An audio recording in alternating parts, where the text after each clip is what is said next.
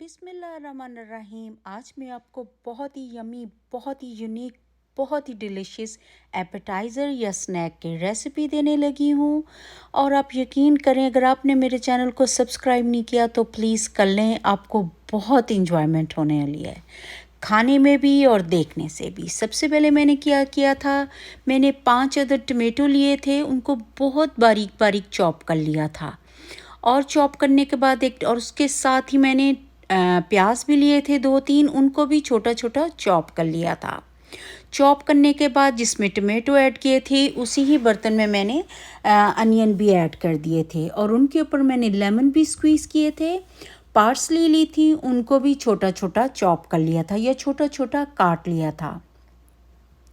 और थोड़े से मैंने साइड पे रख दिए थे जो कि मुझे सजाने के काम आएंगे।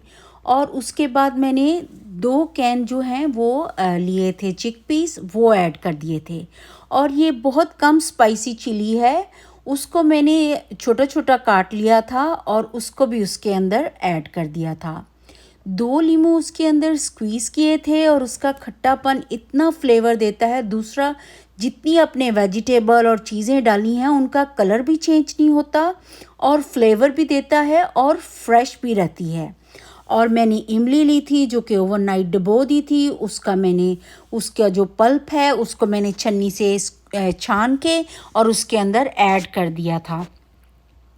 और ऐड करने के बाद अपने उसको मिक्स भी करना है अच्छी तरह से, पूरी को अपने अच्छी तरह से स्टेन कर लेना है, छान लेना है, ताकि उसके अंदर कोई उसकी इमली की गुठलियाँ नहीं आए या कुछ भी उसका कुछ छोटा मोटा कोई चीज़ होती है, कुछ भी नहीं आए।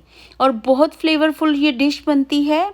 और आप इसको चना चाट भी कह सकते हैं, एपेटाइज़र भी कह सकते हैं। उसके साथ मैंने 1 चम्मच इसके अंदर चाट मसाले का ऐड किया था और मैंने हाफ़ टी स्पून इसके अंदर नमक ऐड किया था और हाफ़ टी स्पून ही इसके अंदर मैंने लाल मिर्च का पाउडर ऐड किया था। ये सारे आप यकीन करें जितने, और लाल मिर्च का पाउडर, और जितने आप इसमें कम स्पाइसेस ऐड करेंगे ये उतना ही और फ्लेवरफुल बनेगी। और सबको इतनी पसंद आई थी कि सबको यकीन करें ये फ़ौरन ख़त्म भी हो गई थी चुटकियों में। सबको बहुत अच्छी लगी थी। और उसके बाद आपने इसको अच्छी तरह से मिक्स करना है, हल्के हाथों से मिक्स करना है ताकि जो उसके अंदर चीज़ें हैं वो टूटे नहीं, उनकी असल शक्ल बरकरार रहे और देखने में भी प्यारा लगे और खाने में तो ये बहुत ही डिलीशियस डिश है।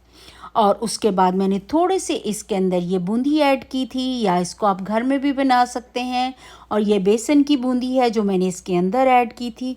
उसके बाद हमने ये छोटे छोटे कप लिए हुए थे जिनके अंदर सब में मैंने ऐड करके साथ 1-1 स्पून रखा था और उसके ऊपर मैंने 1-1 पार्सली का पत्ता भी लगाया था या डंडी लगा दी थी, जो कि बहुत ही खूबसूरत लग रही थी, खाने में भी बहुत फ्लेवरफुल था।